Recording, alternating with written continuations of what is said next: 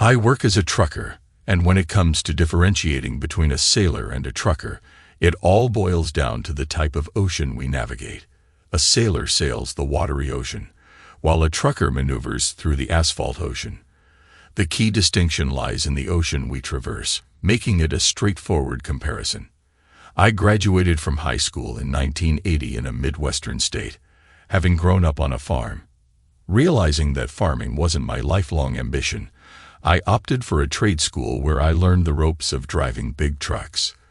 The school guaranteed me a job upon completion, and with the funds I had saved up, everything seemed to fall into place.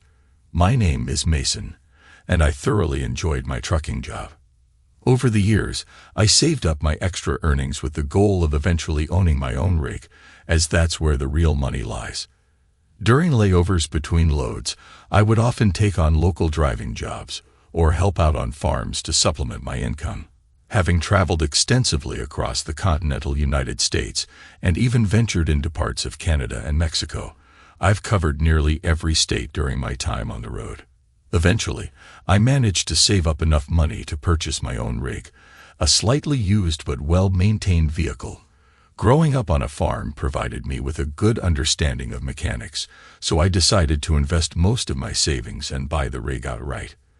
With some money left over, I customized it to my liking and gave it the name Landship, a choice that initially raised eyebrows until I explained its significance. As I continued my journeys, I built connections with fellow truckers, often exchanging information about upcoming routes and sharing insights on what to expect on the road. Driving a long-haul big rig turned out to be both adventurous and enjoyable. During one memorable experience, I found myself stranded in a sudden snowstorm that had covered a northern state while I was on my way south. Opting to wait it out, I parked at a local truck stop equipped with a fuel dump, motel, and diner. Though I typically stayed in my truck, the freezing weather prompted me to book a room. As I reclined in bed, engrossed in a mundane TV show, chaos erupted in the adjacent room. It turned out that a trucker's wife had surprised her husband, catching him with someone else. The ensuing commotion was far from pleasant, but knowing the roads would be clear by morning, I decided to endure the ruckus until a more peaceful time. I woke up around 5:30 the following morning and started my rig while enjoying breakfast at the restaurant. This ensured that the cab would be warm as I set out on the road. About halfway through my meal, the woman involved in the commotion from the previous night took a seat next to me and initiated a conversation. Although I wasn't particularly interested in engaging with her, I decided it was better than talking to myself and went with the flow. Besides, she had a certain charm about her. She introduced herself as Victoria and explained that she was trying to make her way back home to Oklahoma before winter set in. Victoria shared that the tumultuous incident the night before was a misunderstanding between the trucker and his wife. She had hitched a ride with him just 3 days earlier, and despite being in the same room, they were not sharing the same bed. The room had 2 double beds, with him in one and her in the other. They managed to convince the wife that nothing had happened by pointing out that both beds were disheveled, with no signs of wet spots. In the end, Victoria did stay in the same room as the trucker and his wife, sleeping alone. The wife seemed to buy the explanation, as the tumultuous situation calmed down just an hour after it started. Victoria went on to share that she had been hitchhiking across the country for the past few months and had a plan to make it back home in another 3 to 4 weeks. During her journey, she enjoyed catching rides from truckers, relishing the elevated view and the freedom from driving responsibilities. Curious about my destination, she inquired about my route. I informed her that I would be heading south and extended an open invitation for her to join me without any commitments. She accepted, and we set off together. Knowing that I would be taking on various loads, some less than ideal, before reaching Oklahoma, I was okay with it because I was still enjoying the scenery and exploring new places. The view from the co-pilot seat wasn't bad either. Surprisingly, Victoria covered most of her meals, and the only expense I incurred was for the showers we rented every other day. While she was pleasant company, I anticipated that I would part ways with her in a couple of weeks. After traveling together on the road for approximately 2 weeks, everything was running smoothly. We made a pit stop to refuel the truck and grab a bite to eat, anticipating that we'd be back on the road in about an hour. She excused herself to use the restroom, encouraging me to go ahead, and that she'd join me in the truck in 10 or 15 minutes. I wandered around the store area of the fuel depot and eventually made my way back to the landship. Noticing that the curtains were drawn closed on both doors and the windshield, I didn't think much of it.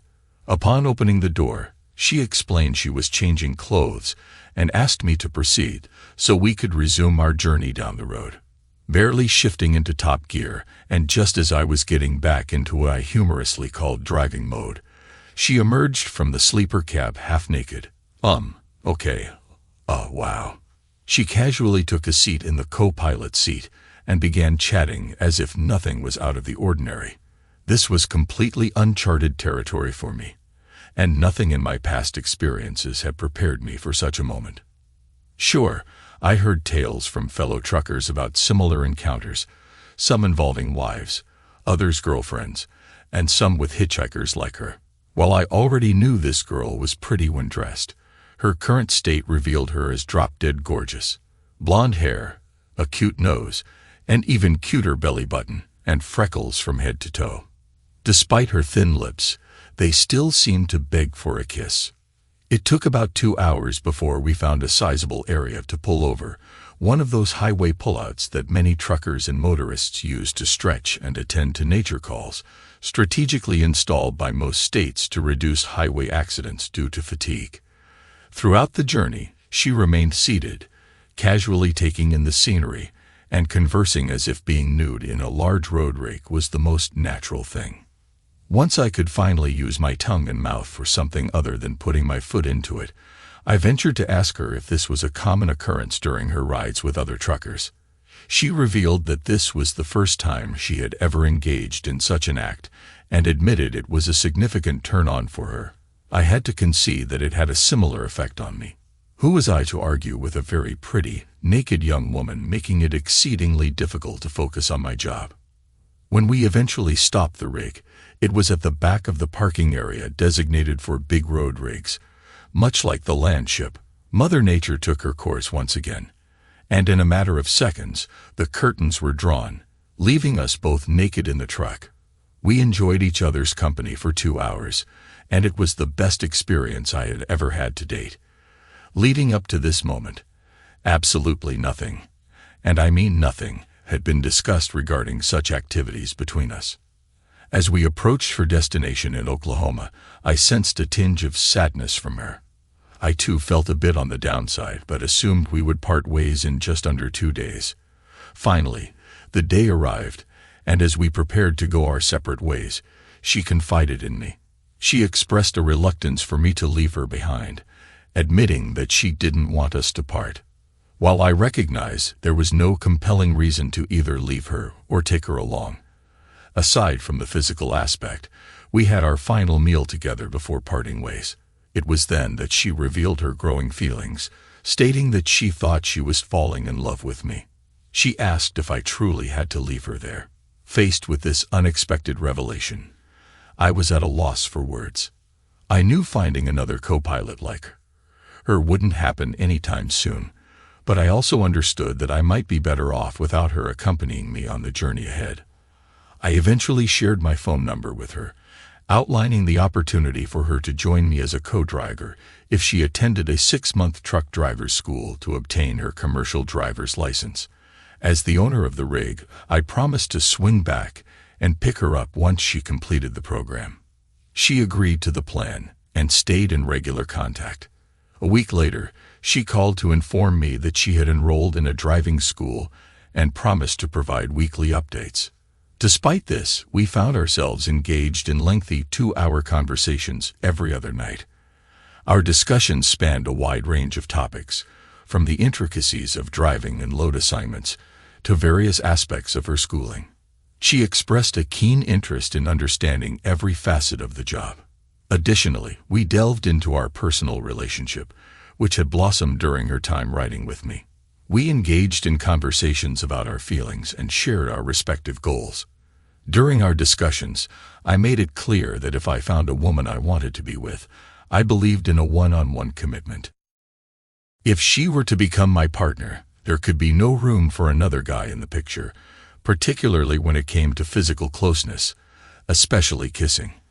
I emphasized that intimacy with someone else would be a deal-breaker, as I considered myself a one-woman man and expected the same level of commitment from my partner. We went on to outline the behaviors that would and would not be tolerated in our relationship. I recounted how my parents, who had been solely exclusive to each other, were married when my mom was just 16 and my dad was 19. To my surprise, she expressed complete agreement with all I had conveyed. We delved into discussions about her family, and she shared that she had 2 younger brothers and 1 sister. I reciprocated by mentioning that I have 2 brothers, 1 older and 1 younger. Given that she was aware of my farm upbringing from our previous conversations, while she rode shotgun, there wasn't much more about me that needed explaining.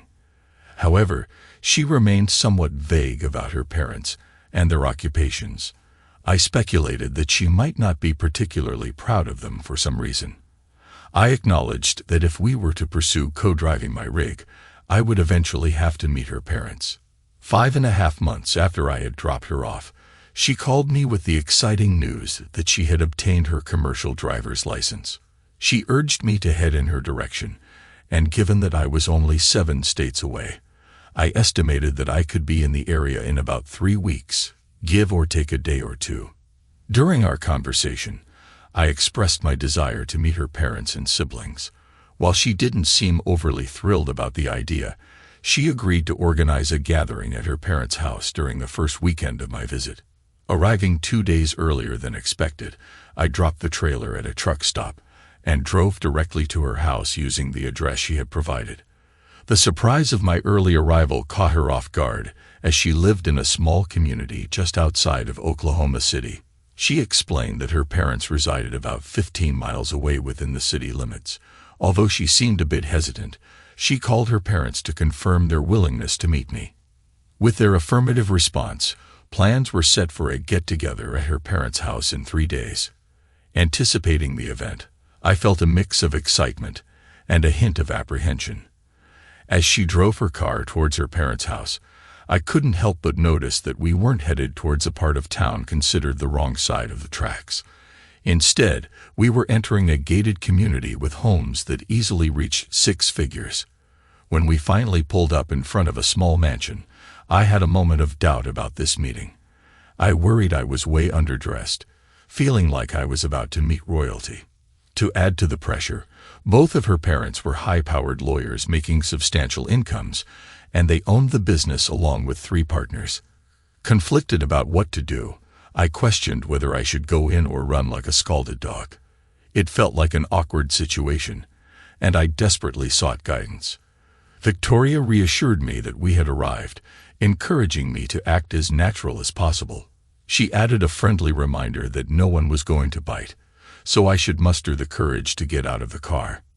Surprisingly, not only were her parents wealthy, but they were also remarkably down-to-earth about their lives. They expressed genuine concern about Victoria, being their eldest, learning to drive such a large truck across the country. I took the opportunity to share the story of how Victoria and I met and detailed the events of our 4-week trip to Oklahoma. I discussed the financial aspects of owning my own rig versus working for someone else, emphasizing the camaraderie within the trucking industry. I explained that once friendships were forged in this field, truckers looked out for each other like brothers or sisters.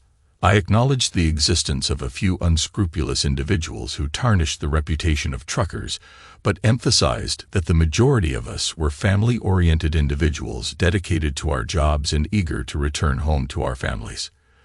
The day unfolded surprisingly smoothly, and I found myself genuinely attracted to her family. It seemed that they had accepted me, which boded well as I was about to take their daughter on as a driving partner. I proposed paying her 30% of the load's earnings, a rate higher than what she would typically make working for someone else. The remaining amount would cover maintenance, fuel, food, showers, and other expenses associated with driving and owning our landship. Her dad suggested formalizing the arrangement in writing, but I insisted on doing so only if Victoria agreed. She assured them that she trusted me, emphasizing that I was the only person she had spent more than a couple of days with while touring the country. According to her, I was a genuinely upfront person. While her mom had mixed feelings about both sides of the agreement, she deferred the decision back to me. I decided to move forward, saying, "Let's do it.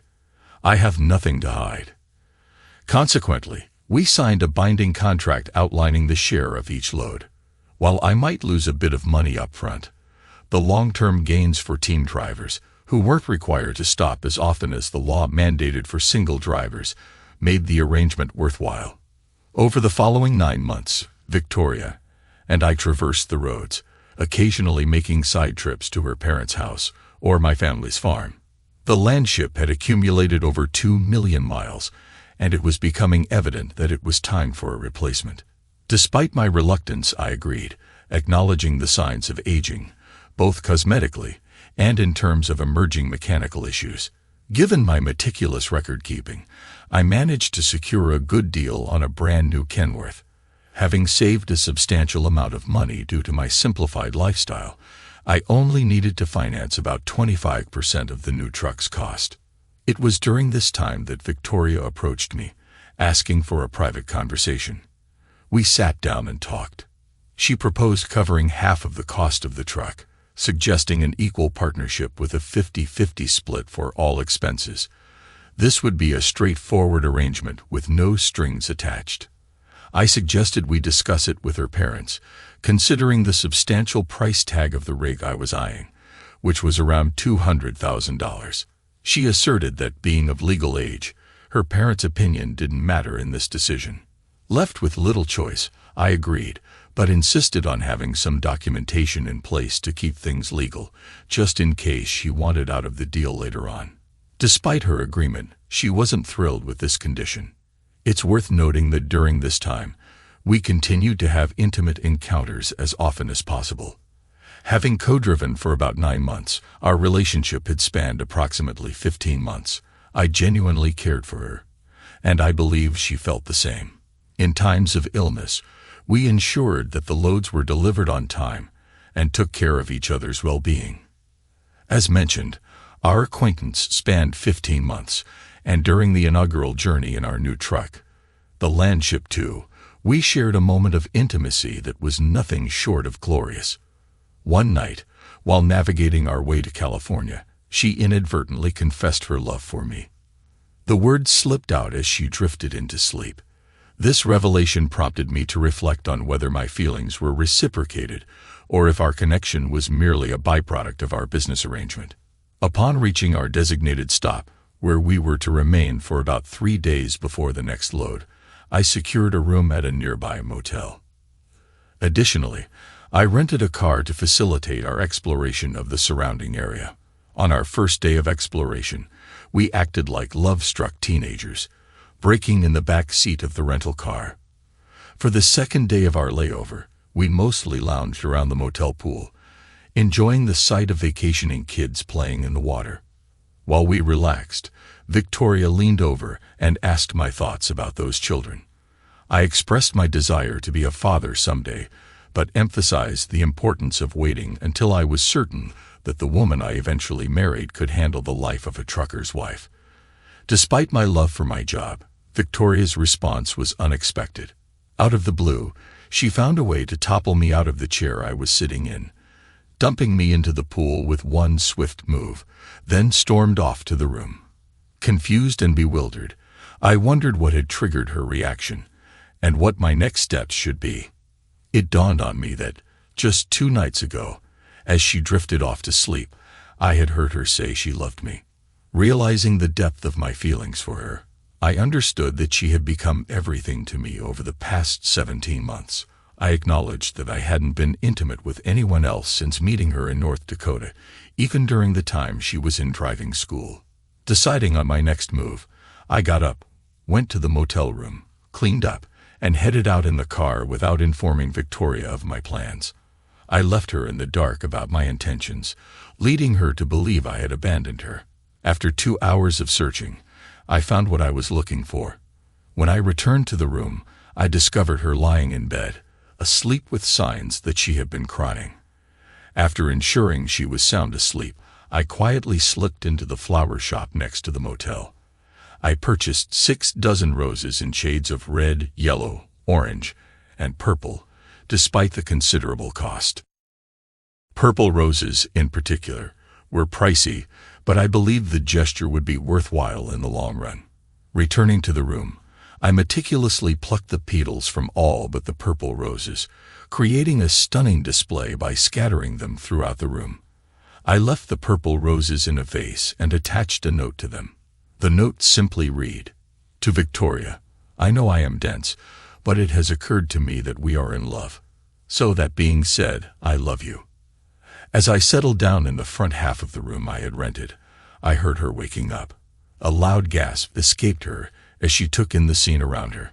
Approaching the purple roses, I could hear her starting to cry deeply. Quietly stepping around the corner, she caught sight of me and reacted so swiftly that I didn't have a chance to respond. We tumbled onto the bed together. I was aware of her passionate side, but this hidden intensity was a revelation. We spent 6 hours in bed. And no, we didn't sleep. Eventually, exhaustion overcame us, and we passed out. As we woke up, knowing we had to prepare for the journey ahead, she was still brimming with energy. So we indulged in another intimate moment. The sentiment captured by Jackie Gleason's words rang true. How sweet it is. I needed to strategize to ensure that we would be in Oklahoma City in 3 weeks for Victoria's upcoming birthday. I wanted to make sure she would be home with her parents during that time. Along with other surprises in mind, I took the opportunity during the 2 hours I was away from the room to call her parents. I shared some details about our current relationship with them, ensuring that her family would be present at her house for the surprise birthday party I had planned. Upon our arrival, we detached the trailer and drove over to her parents' house in the Landship 2. Even though we were entering a gated community, the truck undeniably drew attention. The sight of a big rig in this type of environment was likely unusual, and I had no idea how many others had witnessed such an occurrence before. Regardless, we chose to arrive in the truck. When we reached her parents' house around 10 o'clock in the morning, her entire family was already there. Since almost a year had passed since we last spent quality time with her family, I wasn't sure how everything would unfold. I could only hope that it would go according to plan. The surprise birthday party unfolded smoothly, filled with joy and high spirits. Since her dad and I had already discussed my plans, he was aware of what was about to happen. Around 2 o'clock in the afternoon, he gathered everyone's attention to wish his daughter a happy birthday, and a toast ensued. Once the excitement settled, I approached Victoria, knelt down, and proposed to her. "Victoria, we've been friends for almost 2 years now. Over the past year, we've covered a lot of territory, and also become lovers," I stated, and she blushed. "Since we're already 50-50 partners on Landship 2, would you be my life partner and marry me?" Overwhelmed with joy, she literally knocked me down, showering me with kisses. Finally, she looked at me with tear-stained eyes and said, "Yes." While her mom and dad had already given me their blessings, she sought their approval. Her dad, with a good sense of humor, teased her about being a trucker's wife and how he would support them. Despite the playful banter, I knew the outcome and smirked. After all was said and done, he escorted her over to me, emphasizing that I should take care of his little girl. He already knew I would. After the proposal, we left with the promise to return when her mom had everything ready for the wedding. We maintained daily communication with them, ensuring to stay in touch even when out of cell phone coverage areas. During these moments, we made stops at truck stops, fueling up, grabbing meals, and of course, calling her parents. Recognizing that my parents would want to be present, we ensured they could come when the time came. Even if it meant covering the costs of their trip, we were committed to having them there. Given my dad's role as a farmer, there wasn't much disposable income for unnecessary expenses. Their occasional trips to town for supplies or a night out were the extent of their indulgences. Fortunately, Victoria and I had visited them, allowing them to get acquainted with her, and they genuinely liked her. I initiated a conversation with Victoria's dad about a prenuptial agreement, expressing that it was my suggestion. I wanted to assure them that my intentions were not driven by a desire for any of their assets, particularly their money. It was initially surprising to both him and Victoria's mom that I was the one proposing such an agreement. However, when we had a chance to discuss it thoroughly, it eased his concerns. The next time we met her parents, I willingly signed the prenuptial agreement, confident in my belief that it was the right thing to do. My heart was certain that every decision I was making aligned with my genuine love for Victoria, and I trusted that her feelings mirrored my own. We exchanged vows in the expansive church where Victoria grew up, officiated by the pastor who had been a part of Victoria's life since childhood. The ceremony was attended by around 200 of her family members, and to my surprise, over 100 members of my own family were present. Victoria's mom and my mom collaborated to ensure as many family members as possible could attend. Remarkably, it was Victoria's dad who covered all the expenses for my financially struggling family to be there, even arranging accommodation at a motel 6 miles from his home, which he rented entirely for this special occasion. The hotel's ballroom served as the venue for our reception. I was astonished by his generosity, aware of the hard work he and his wife had put into earning their money. Later, I learned that the entire affair cost over $150,000.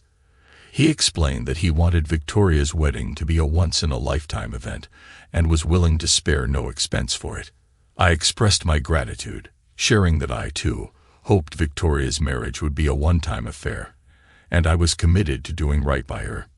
Time has flown by in a whirlwind of joy, and Victoria and I are now celebrating our 49th wedding anniversary.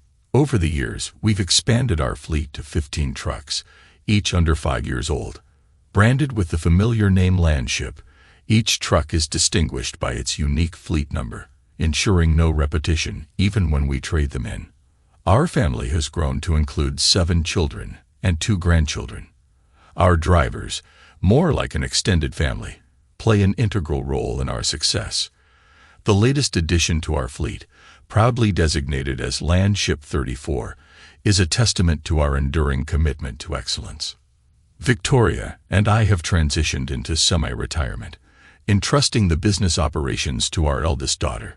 She embodies Victoria's beauty, my sense of responsibility, and has crafted her own mini-rig, reflecting her personality and passion for the open road. While her truck may be built on a Chevy frame, it exudes the spirit of a miniature Landship too. Life becomes truly remarkable when 2 individuals, both hailing from humble beginnings on a farm, can join forces to realize their shared dream. Victoria and I have experienced the thrill of traversing 49 states, exploring much of Canada, and venturing into parts of Mexico. As we reflect on our incredible journey, the only lingering question is, what's next? With a desire for new adventures, we're contemplating a 6-month excursion to drive around the scenic highlands of Hawaii, completing our exploration of all 50 states.